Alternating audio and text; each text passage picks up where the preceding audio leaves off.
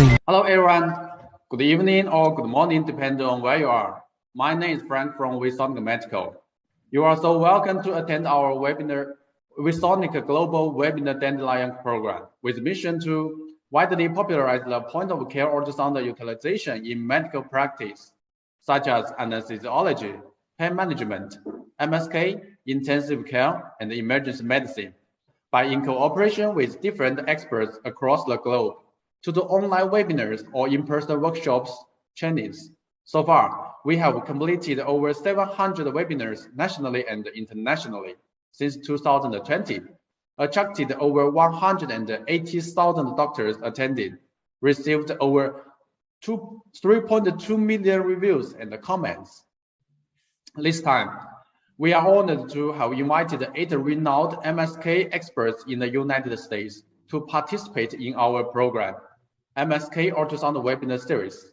In these 2 months, they will present a comprehensive webinar series about musculoskeletal, including lecture topics on orthobiologic therapies and ultrasound utilization in MSK practice, covering common body parts like shoulder, elbow, hand, wrist, hip, foot, ankle, and knee.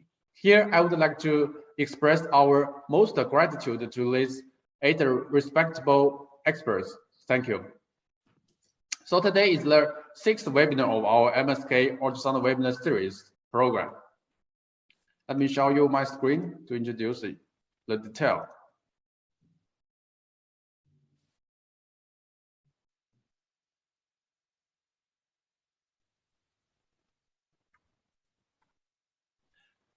Today we invited Dr. George Chen as a speaker and Mark Castor as a moderator to lecture with topic on ultrasound in MSK practice, foot, ankle. Mark Castor has abundant experience in MSK and ultrasound.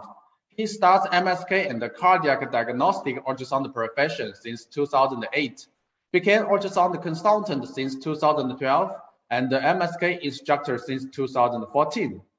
He is a member of several famous societies in the US, like American Registry for Diagnostic Medical Sonography Society and the Society of Diagnostic Medical Sonography.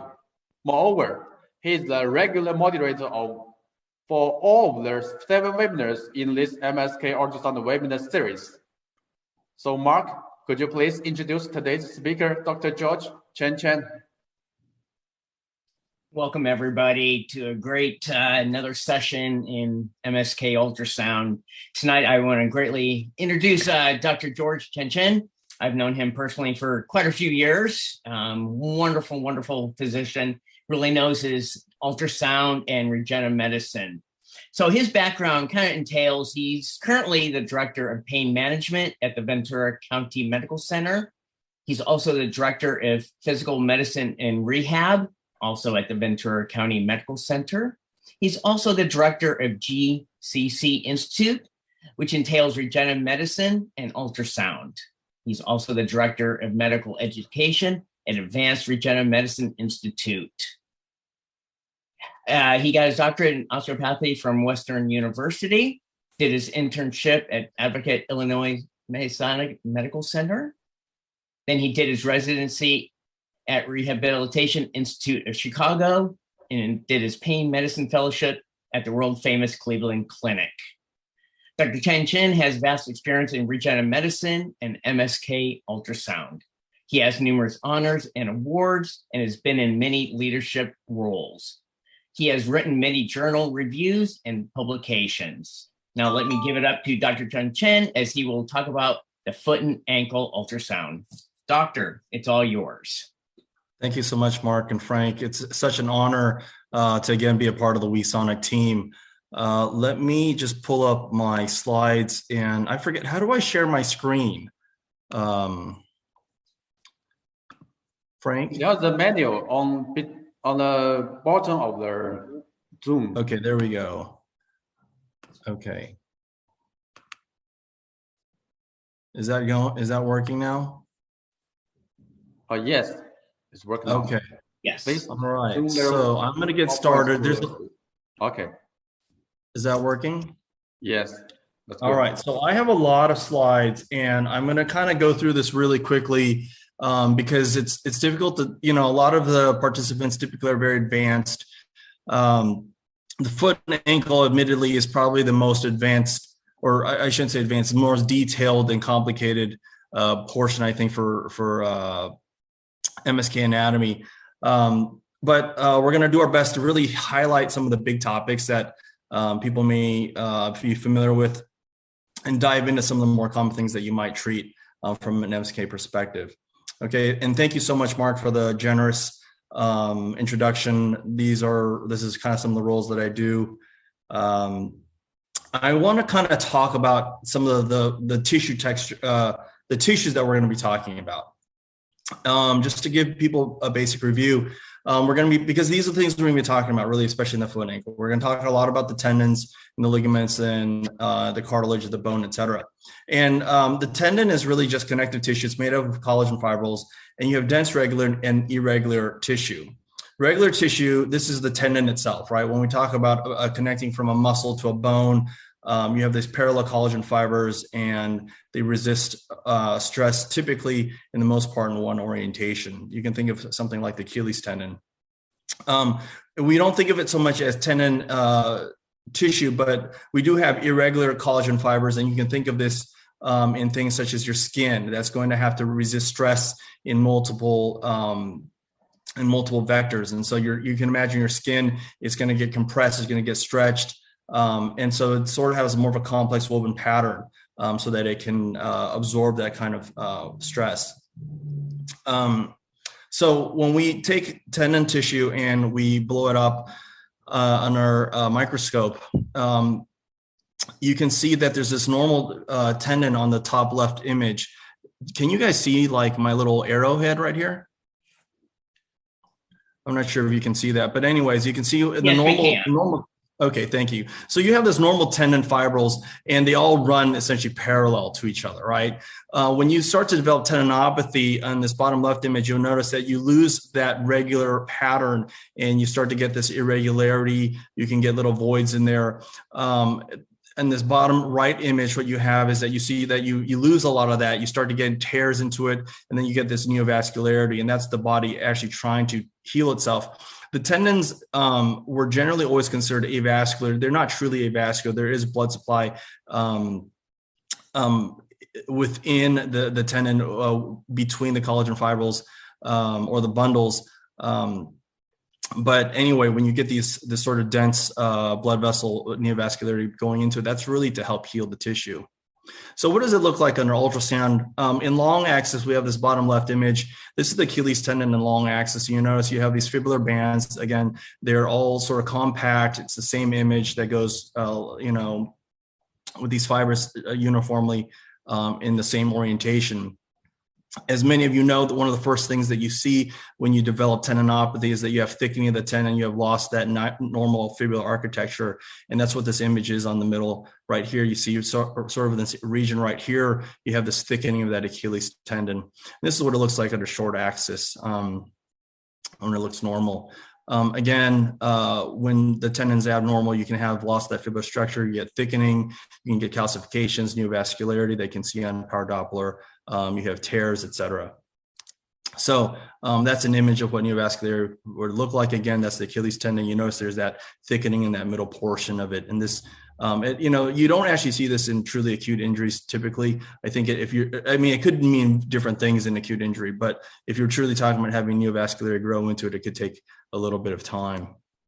Anyhow, let's move on to ligaments. Ligaments are dense fibrous bands, and they connect bone to bone. And so a lot of times these are going to be injured in overstretching injuries at the end range of motion for that said joint. So sort of the same idea, hyperechoic fibular bands.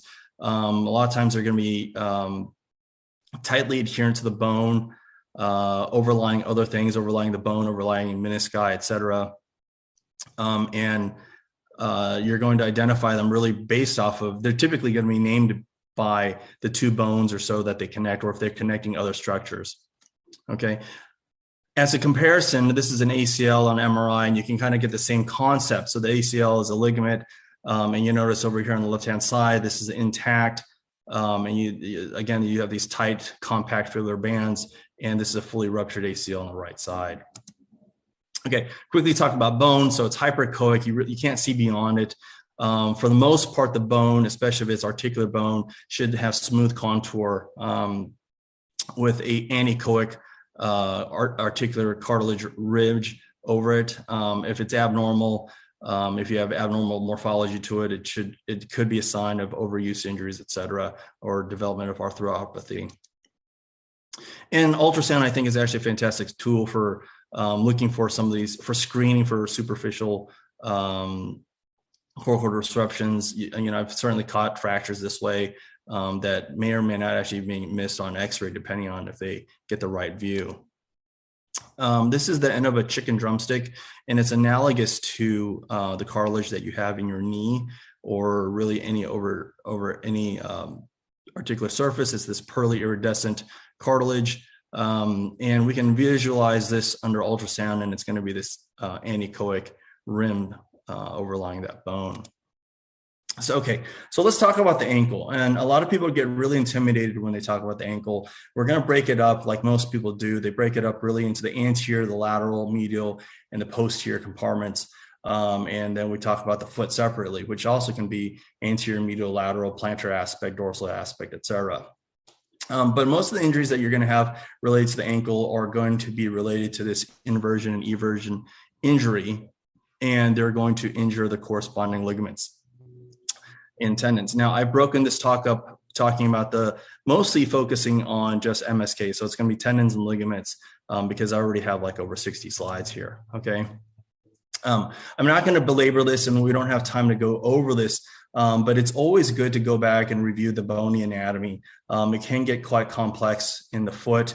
There's a lot of articulations in the foot, and these bones, in fact, for instance, many of these bones don't actually even have muscle or tendons attached to them. And so their only contacts are other ligaments or the other bones that help give it stability. I think it's a good idea to review this at some point at your leisure. So let's talk about the ankle. We'll start talking about the ankle, and we'll start talking about it in the front. So there's multiple tendons in the front. These help you lift up your toes. The predominant one that we're start off from the medial portion is the tibialis anterior. Then we have the EHL and the extensor digitorum longus. Be aware, if you are doing interventions in this area, there is a primary artery that runs over the dorsum of the foot, the dorsalis pedis. Just something you want to be aware of and be looking for when you're doing interventions here. So the anterior tibial-talar joint, you notice a few things here in this image. These are not my images, but you have the tibia there, and you have the talus. The talus is a complex bone. It's actually fun fact, it's the bone that has the most surface area for articular cartilage in the entire body. But here's the dome of the talus. They also call it the head, but this is the dome for it. And this is the tibial-talar joint. We have a fat pad in the anterior recess, and we have tendons that run over. It could be the tibialis anterior, possibly in this area, depending on where you're at. But it's also one of the bones in the body that actually has no muscles or tendons attached to it. Okay, so what does it look like when we peel this away? In this top right image, we have the tibia, we have the talar dome, and you see you have tendons running over it, and you have the articular cartilage running right over that, and you have this joint space with this fat pad. And so that is something that you should be aware of. If you can develop an effusion here that can push away that fat pad, that's this bottom right image here. And if you see a pocket of fluid there, it's just a suggestion of pathology, because normally you shouldn't have fluid there at all, or if anything, just a trace amount. Now, if you are going to do interventions in this area, you can come at it from that approach where you're just essentially kind of going between the tendons and injecting. Or if you want to inject, though, another way to get into the tibial-talar joint is actually to go underneath the tendons, and you can come from a medial approach. You can identify the tibialis anterior tendon, the EHL, and you can come from that medial portion, really going directly underneath it. And you'll see that when you put that needle into that crevice down deep, you can check it again in long axis to essentially parallel to the tendon fibers. and you can see that you're going to have you're going to have your needle down deep in this area. The goal is to not injure the articular cartilage on top of the talus, but to get it underneath the fab pad. And just FYI, many of these slides are not my own. You'll see them referenced, like for instance, this is a Nysora slide. Let's talk about the ankles, the ligaments of the ankle from the lateral side. So, and I start here because this is like the most commonly injured ligament. The ETFL, the anterior talofibular ligament, is also known as the always tears first ligament. Now, it's not just that it always injures first, but also that if you do have injury, like traumatic bad injury, the ETFL is going to injure first, and then the calcaneofibular ligament typically is going to injure second. The posterior talofibular ligament is not something that people are commonly looking at because it's not only uncommonly being injured, but it's also rather difficult to visualize under ultrasound. That being said, though, we'll show you how to look at that anyways. And if you do get injury to the PTFL, it's going to be because the CFL and the ATFL are already injured, and you essentially have like a fully disrupted ankle. So this arrow is to just sort of remind you that they sort of injure from this anterior to posterior pattern. Okay, here's the ATFL.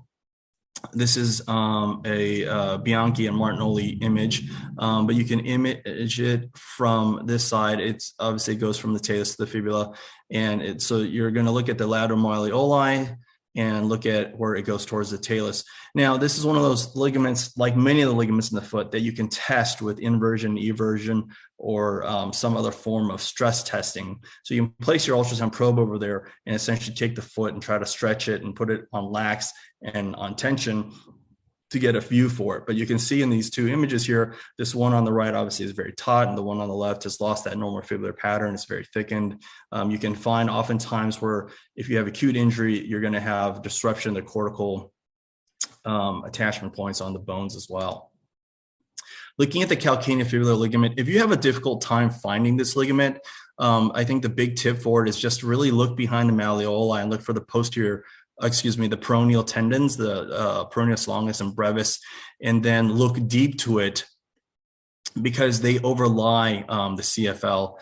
You want to obviously go in the direction between the calcaneus and the fibula.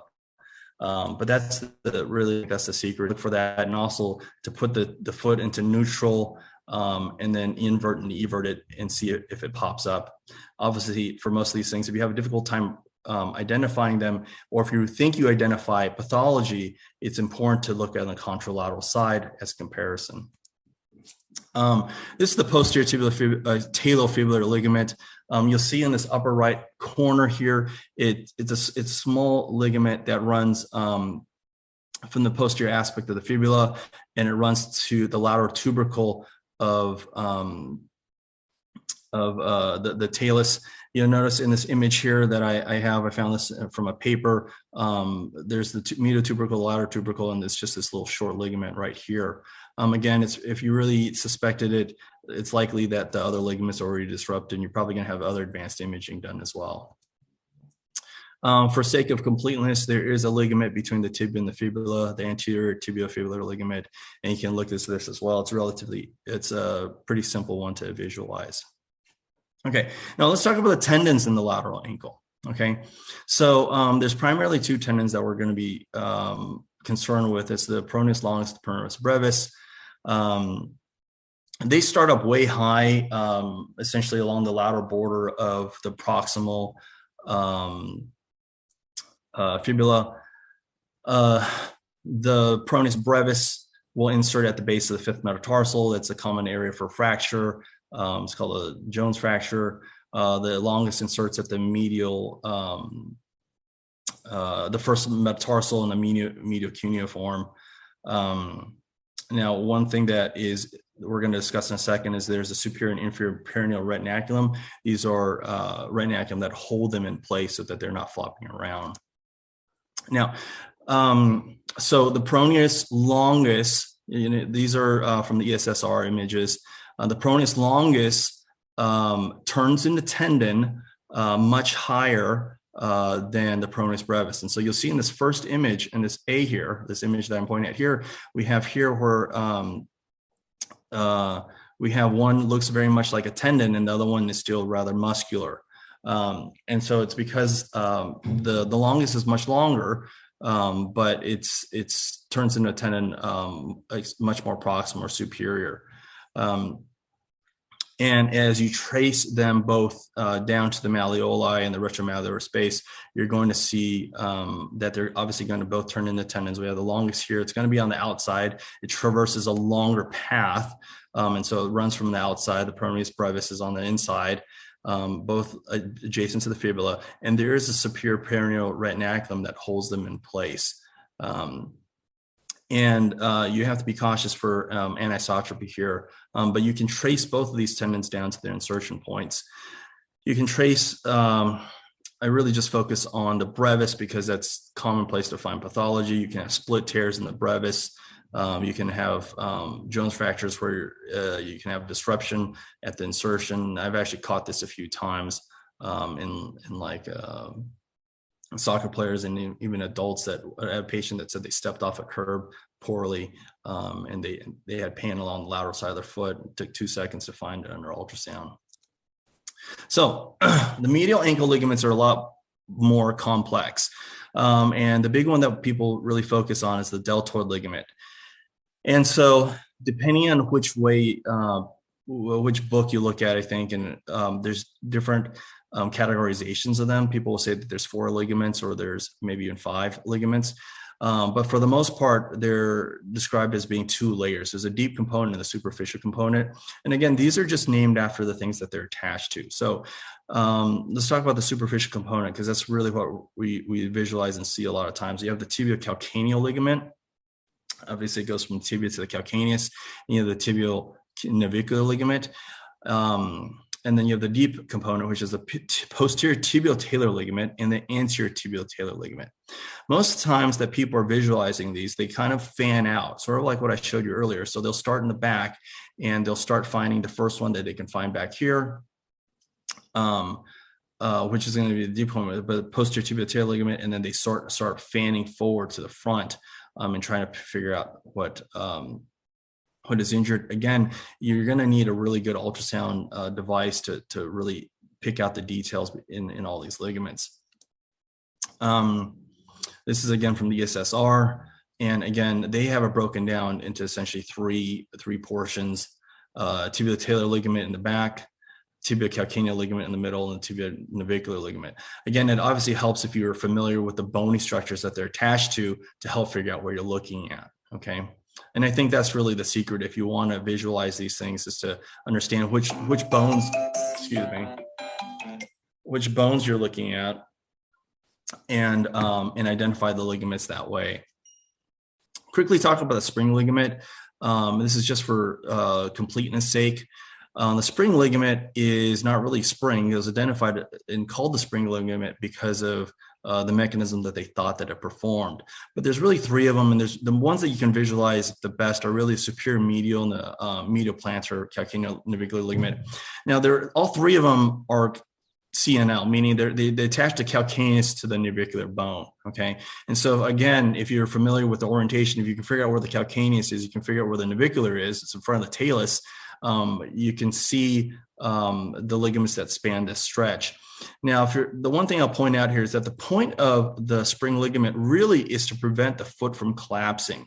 If you look at it, it ties this part to this part, and which means it squeezes this together and holds the talus and the rest of the foot up. So it creates this arch here. Okay. Imagine if these were disrupted, it allows this talus to collapse down in between here, and essentially you get a flat foot. And so what does that look like? Well, again, here on the left, we have the calcaneus, we have the navicular. Remember, they're called the calcaneal navicular ligaments, and they overgo the talus attaching the calcaneus to the navicular.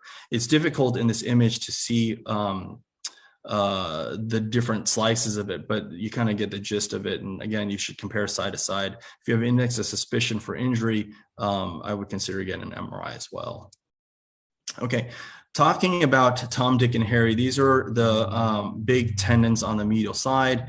The one So everybody knows Tom, Dick, and Very Nervous Harry. It's tibialis posterior, flexor digitorum. You have an artery surrounded by potentially 2 to 4 venous structures, tibialis posterior nerve and flexor hallucis. Tibialis posterior is the first big one that you're going to see in this area. And this is what it looks like. So here's a median malleoli. Again, we have tibialis posterior here. We have flexor digitorum, and then we have an artery surrounded by 3 veins. Sometimes it'll look like what people call like a Mickey Mouse sign, where it's just one artery with like 2 veins, meaning it looks like Mickey's like face and his 2 ears. This is just that same image blown up. Here's another cartoon image that shows this. Again, the tibialis posterior tendon, FDL, artery, veins, the tibial nerve, and the FHL. And we do have a flexor retinaculum that overlies this, and that's how you visualize it in this orientation. And it's important to understand that what you're looking at here is also what they call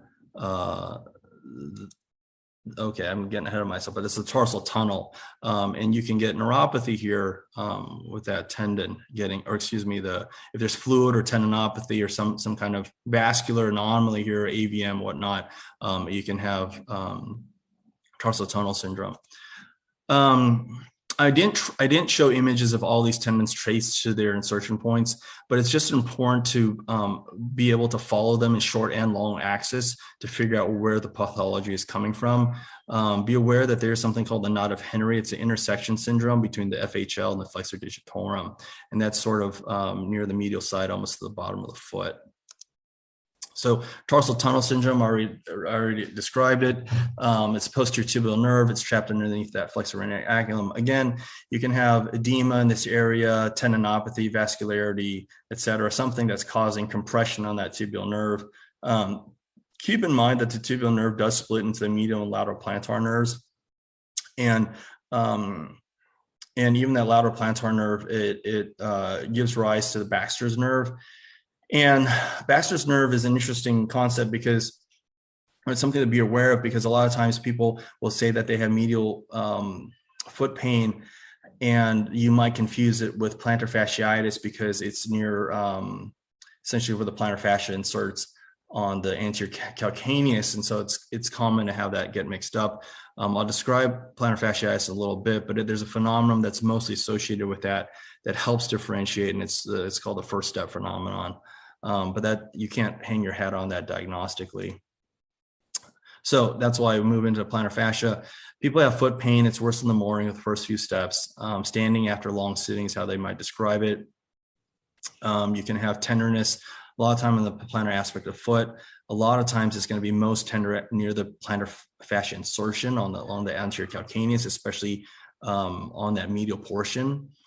And there's a lot of ways to diagnose this. Ultrasound is one way to do it. You can get an MRI. You can even see it on X-ray. You can get changes in that bone. But I really like ultrasound for this because it's very quick and easy to do. Again, you have multiple slips of it, and it's going to insert here maximally and put a lot of strain there on the medial portion. So this is what happens, and you'll hear this a lot. People will say, "Hey, and unfortunately, it's described like this inaccurately." So people will say, I have foot pain, and they'll order a foot X-ray for one reason or another, and they explain to them that the reason why they think they have foot pain is because they have bone spurs. And the reality is that you see this bone spur down here, right? And this is just a symptom. It's a symptom as opposed to the pathology. And what that means is that, bones can only respond to stress by growing. And so you have this plantar fascia, you have tendon injury, tendinopathy, and it creates an enthesopathy, and where it's been stressing on the bone, pulling on the bone. Now, you might have most pain there, but the reality is that the bone itself is probably not what's painful, as opposed to the structure that's attached to it. And so the bone itself is not really the primary cause of it. It's really just a symptom of the pathology. So let's look at the medial calcaneus again. We have the bone here. You have this nice gentle slope, deep slope rather, as it comes down. And we have the plantar fascia as it comes off the bone. You notice it has this nice morphology. It thins out very quickly.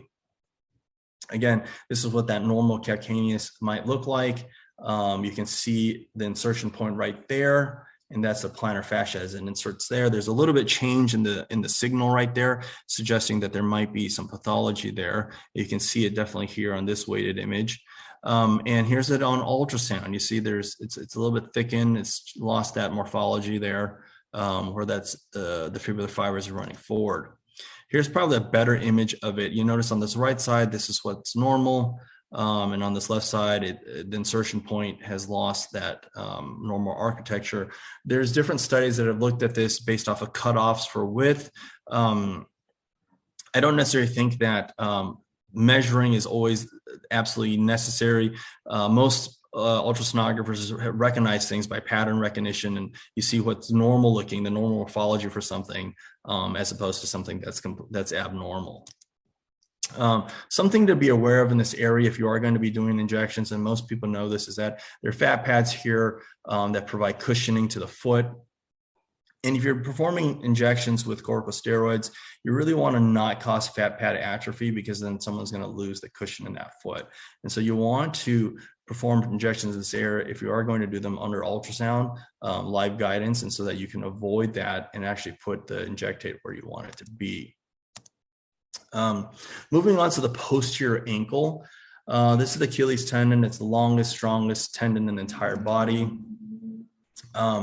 It can absorb a lot of weight, but it has a weak point known as the hypervascular area, approximately somewhere between 2 to 7 centimeters, proximal to the insertion point.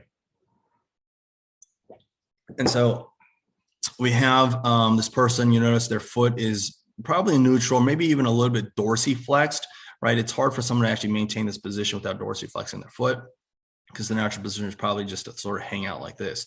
The thing about dorsiflexing the foot is that it makes it much easier to lay your probe on it flat without having a little bit of curvature there. And so what you're finding is that you have the calcaneus, you have the fibers of the Achilles tendon. You notice this portion here that's anisotropy, because the tendon, the tendon is starting to curve, and it's going to have fibers that will essentially drill down into the bone and connect with the subcortical bone. That being said, though, the normal morphology for this tendon, you'll notice, is for it to come off and very much taper off very quickly as it comes into the myotendinous junction and it meets the soleus and the gastrocnemius. We also have back here a large Kager's fat pad and a little tiny bursa here in this patient, okay? Again, there's that hypovascular region, approximately 2 to 7 centimeters cephalad to the insertion point.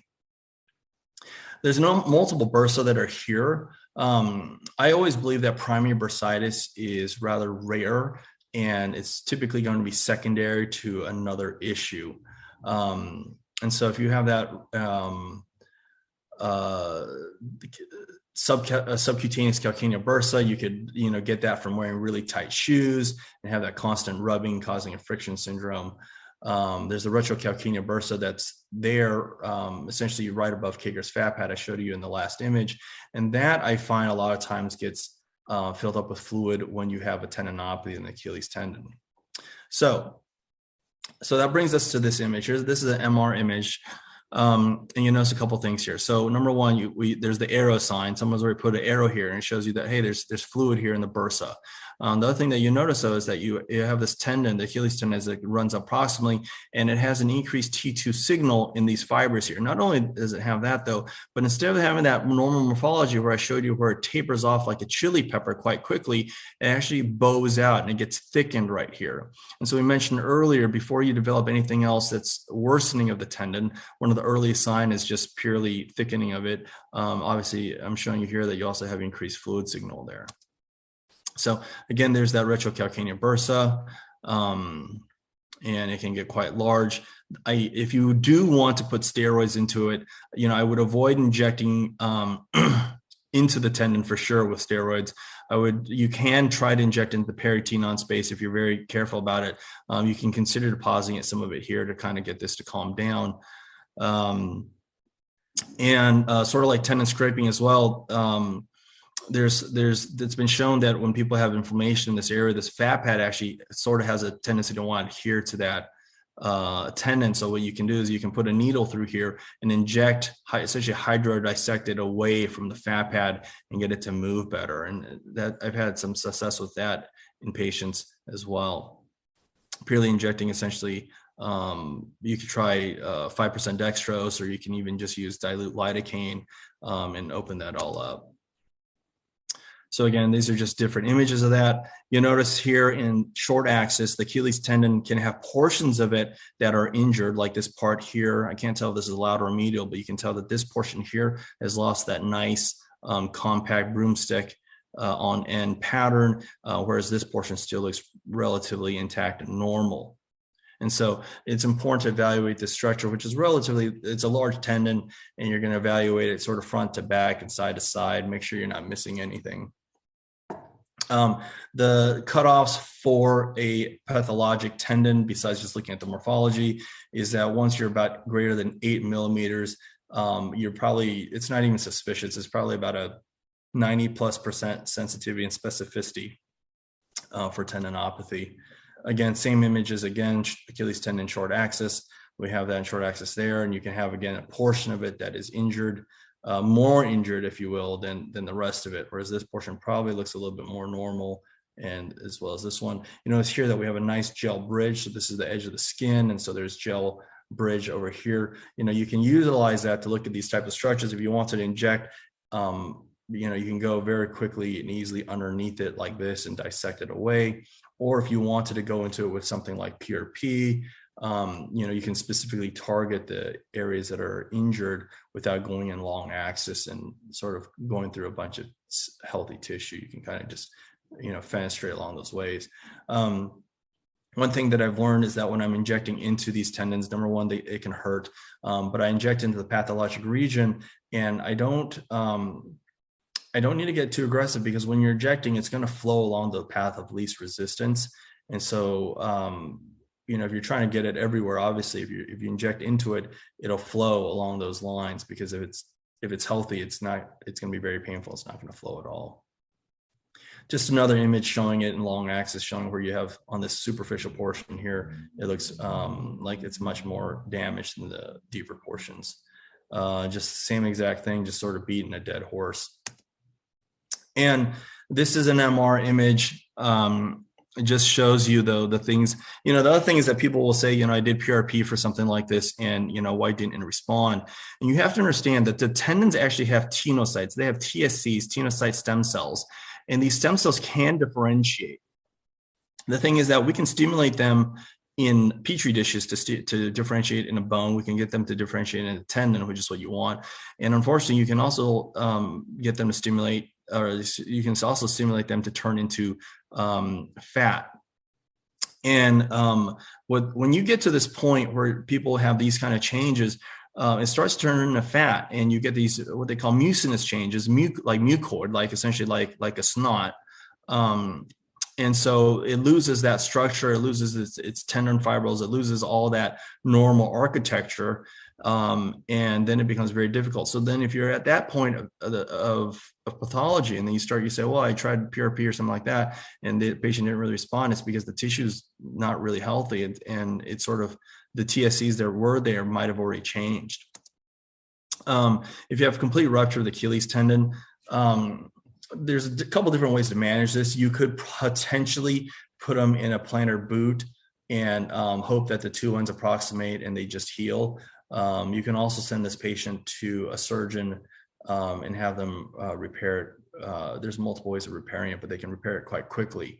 But believe it or not, even for full thickness ruptures, I want to say there's people that are managed non-surgically as well and still actually have good outcomes. All right, I mentioned that. Actually, that one really quickly. There's my website, gcinstitute.org. You can follow me on Instagram if you'd like. I don't know how much time I took. It was 40 minutes. I had like 60 slides. I talked very quickly, but that's the end of my talk. Do you guys have any questions, comments, thoughts? Great presentation, Doctor. Excellent. Talking about the foot and ankle, which is very difficult to scan. And you did a great presentation. So yeah, we do have a few questions here. Let me just pull them up here. Let's see. First question is, do you scan feet and ankles with a linear or hockey stick transducer? I think ideally, if you have a hockey stick transducer, it is the best thing for something, foot and ankle and hand. I don't own a hockey stick transducer in my practice, I have one at the hospital. Ideally, that's what you have. If you don't have one, you just do your best, but ideally, if you have it, I think it's certainly going to help, especially because it's got a smaller footprint. And a lot of them are going to go up to maybe 18 or 20 megahertz or more, maybe. Absolutely. Okay, next question is, what is your experience of finding pathology with ultrasound that the MRI might have missed? So that's a really, really good question. When we send patients to get an MRI, the radiologist may or may not, even it doesn't matter how much detail you write, they may or may not really have an idea of what you're looking for. They certainly can't clinically correlate. You might get a bad report, you might get a good report. The other thing that's really, really interesting about the foot and ankle is that, especially in the foot, so for instance, the MRIs have pre-selected slices, and they may be, you might be lucky, you might have a 3T MR, you might have even higher, but a lot of them might be 1.5 or 1.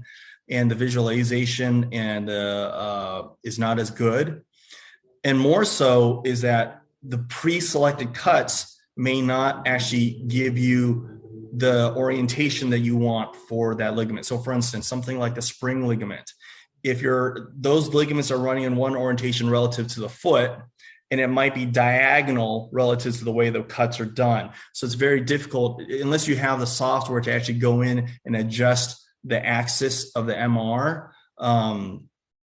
You can't actually, you can't visualize them as well as you think you want to. I like ultrasound a lot because I can, number one, I'm doing it real time. Patient can tell me exactly where they're having issues with. I can put the probe there and really even stress it and see it open up or something like that. And so I really think diagnostic MSK ultrasound for foot and ankles is really it's really powerful tool. I mean, that's the short answer. Absolutely. Next question kind of pertains to regenerative medicine. They're asking, is PRP good for the foot and ankle injuries? And do you use ultrasound to inject? Yeah, I try to use ultrasound to inject for everything, especially soft tissue. I think as opposed to talking about foot and ankle itself, I think when we talk about regenerative medicine, we'd really talk about tendon tissue types. I think there's a lot of good evidence in treating tendons. There's some evidence in treating ligaments. For the most part, the evidence is actually more robust in the upper extremity. The elbow is like the poster child for regenerative medicine. So we have a ton of studies on, common extensor tendinopathy. Rotator cuff, we have some studies. There are people that have looked at the hip and the knee and the ankle. I think probably for reasons of stress and the inability to immobilize. I think when you're treating foot and ankle pathologies, the outcomes are not as robust as in the upper extremity. But do I think that it's a viable treatment option? Absolutely. Because if you look at the orthopedic solutions for like ankle issues, they're not really that great. And even the ankle fusion surgery outcomes are not really that great. And that people have a lot of disability for the rest of their lives. And so I think we should exhaust our non-operative options anytime we can.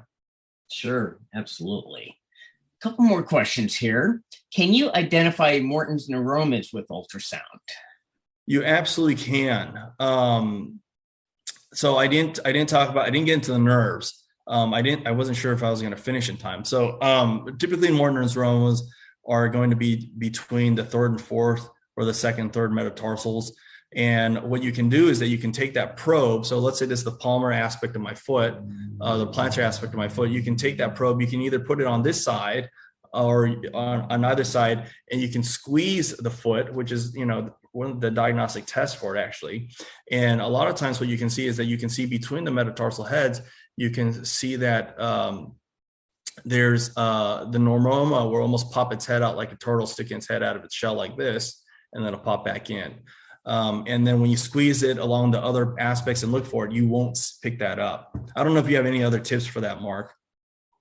For picking up a multi-chromer. Yeah, that's exactly what we do too. You just squeeze the foot and it does pop up. So yeah, that's the only technique I've known to use, and it works.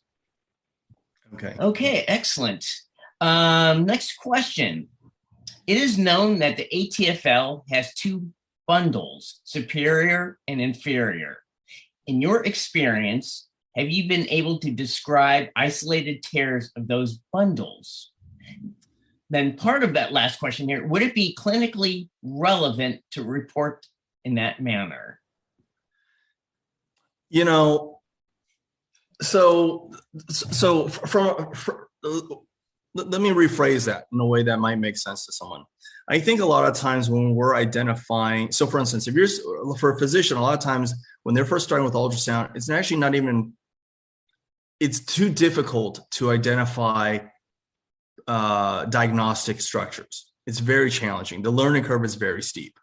What's probably easier for me to just tell you is, hey, here, behind the knee, you're going to find an artery and a nerve right above it. If you want to do a sciatic nerve block, just put your needle here. You know what I mean? So what I'm trying to say is that if you can at least, whether or not you can tell if it's the anterior bundle and the posterior bundle and all the stuff, if you can identify there in that area that you can tell that the normal ligament looks like this, and that does not look like normal ligament, and you want to treat it with like PRP or something like that, as long as you can identify what normal looks like and it's abnormal, I think that's really the crux of it. Whether or not you can, for instance, like if you want to look into the knee, and the ACL has two bundles, and it's really difficult to see that stuff under ultrasound. If you can even pick it up at all, I think just being able to get your needle there from an interventional standpoint is just the gist of it. So meaning it's nice if you can see it, if you have the resolution, the body habitus. I don't think it's the be all end all, if that makes sense. Right? Meaning like if I showed you a tendon Mark, if I showed you a tendon, I didn't label it, and I said, you see this thickening, you see these voids and these calcifications, you would automatically say there's something wrong with that, even if I didn't tell you, or even if you couldn't tell which tendon that was. Does that make sense what I'm saying? That does make sense. Yeah. Yes. Okay, last question we have for the evening. Can you diagnose gout with ultrasound? If so, what does it look like? That's a great question. You can diagnose gout, and that's not really the type of patient that I see a lot. I know that we can see different types of crystals, but Mark, can you chime in? Because that's really not my expertise. Yeah, when we look for gout, we do look for the crystals. They will be very hyperechoic. They will also have fluid around it as well. Then we also turn power Doppler on. So with those three things, you can really determine if it's gout or not. Then they will do a biopsy of it and confirm it through lab results. Sounds good. Yeah. I know that you can, I mean, I've seen the images of it in books, and I know that you can also have like hyperechoic speckles within the articular cartilage with different types. It's like the calcium deposits and things like that. To be frank with you, I'm not 100% sure, but I know that you definitely can diagnose it with that. And you would still, like you said, you would still have to confirm it with aspiration and sending it to get analyzed. Absolutely. One difference with gout and the other crystals is because gout will have a lot more hyperechoic crystals in there. So instead of other pathology, so that's one way to quickly look at it until we do the biopsy. Awesome. Well, Dr. Chang, I appreciate all your time this evening. Great presentation on the foot and ankle. I'm going to turn it back over to George. After you. Oh, well, I'm good. Thank you all for everything. And Mark, it's good to see your face again. I feel like you never age. You've never aged ever since I've met you. And for those of you who don't know, we go back, 7-8 years, and I just saw you like 3-4 weeks ago. And just so you know, everybody loved you. So thank you for coming out that time to that course. Thank you so much. My pleasure. Frank. Okay. So Dr. George Chen, on behalf of Wisonic Medical, thanks for your excellent presentation. And I think the anatomic pictures and ultrasound pictures inside your PowerPoint slides are enlightening. We would like to cooperate with you for more webinars or other activities in the future. That sounds wonderful, Frank. Thank you so much for everything. Yes, and Mark, thanks a lot for your efforts again. And I think you already helped ask the very good questions, and we can know more valuable knowledge. Thank you. You're very welcome. Have a good evening. Thank you. You too. Take care, Mark. Bye-bye. Yes.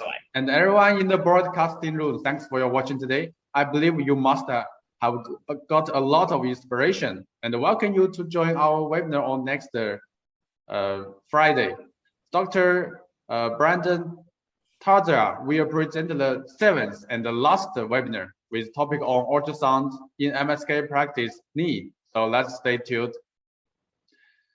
So good night, Dr. George Chen and Mark Kester. Let's stay tuned. Let's keep in touch. Thank you. Take care, everyone. Bye-bye. Take care. Bye-bye.